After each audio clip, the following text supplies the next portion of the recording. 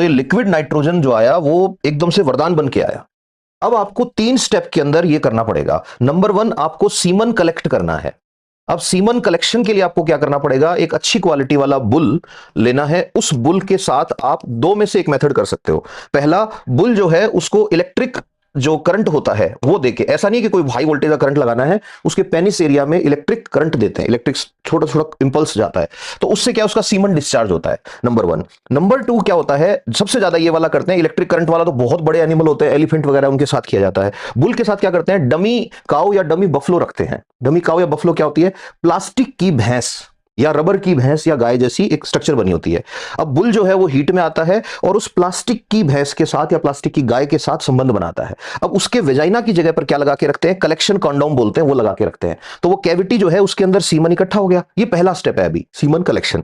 अब दूसरे नंबर पे बहुत ही इंपॉर्टेंट यूज है टेक्नोलॉजी का। अब आपको पता है एक्स एक्स क्रोमोसोम और X Y chromosome, X X chromosome गए तो फीमेल बनेगी और एक्स वाई गए तो मेल बन जाएगा। आज की इंडस्ट्री कहती है मेल की जरूरत ही नहीं है हमें बहुत ज्यादा, तो क्या करो, एक्स वाई क्रोमोसोम है उनको अलग कर दो छांट के। तो ये जो दूसरा है ये है कि सेक्स सिलेक्शन टेक्निक। अब सेक्स सिलेक्शन टेक्निक इंसान के मामले में क्राइम हो सकता है, एनिमल हस्बेंड्री में वरदान बन के आया है, क्योंकि बछड़े किसी काम के ही नहीं रहेंगे। अब आज के टाइम में कौन बछड़ों से खेत जोतेगा, अगर जोत भी रहा है तो इतनी कोई ऐसे कमी नहीं आ रही है बैल की, हमें फीमेल ज्यादा चाहिए, फीमेल काऊ चाहिए, हमें उनका दूध पीना है। अब सेक्स सिलेक्शन के लिए क्या करते हैं, इसके लिए सेंट्रीफ्यूग करते हैं, सेंट्रीफ्यूग गोल गोल घुमाते हैं, तो उससे क्या होता है, एक्स वाई और एक्स एक्स अलग हो जाता है।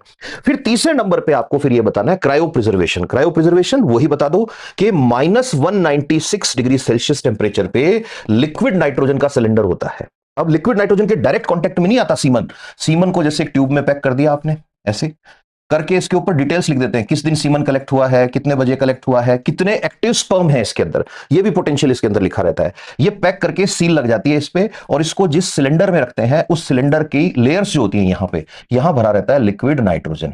इसीलिए अगर गांव से हो तो देखा होगा, इसको निकालने के लिए, सीमन की जो ट्यूब होती है उसको निकालने के लिए क्या ना, ऐसे जब खोलते हैं उसको तो भाप उठती है उसमें से।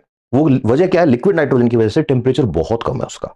और उसमें एक ऐसे रॉड होती है आयरन की, उसके पास जो आता है आदमी, वो उस रॉड को ऐसे फंसा के, वायर जैसी चीज होती है, ऐसे निकालता है उसको, निकाल के फिर कहता है गर्म पानी लेके आओ। वो थोड़ा सा गर्म पानी होता है उसके अंदर, उसको थोड़ी देर रखते हैं ट्यूब को, रीजन वो मेल्ट हो जाए।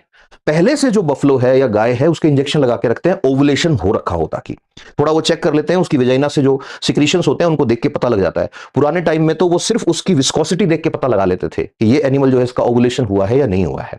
अब उसके बाद क्या करते हैं कि अब जो प्रोसेस आएगी, वो 4th स्टेज जो आएगा वो आएगा आर्टिफिशियल इंसेमिनेशन।